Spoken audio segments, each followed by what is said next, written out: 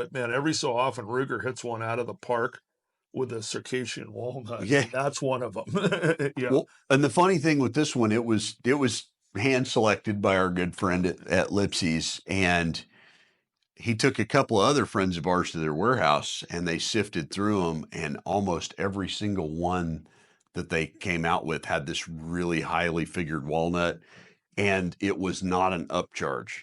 Yeah, I So mean, these are working guns that are pretty, you that, know. yeah, and I was even told, I was like, we don't know where they're getting lumber supply or what's going on with that. But the last few batches of these that have come out have all had really good figured walnut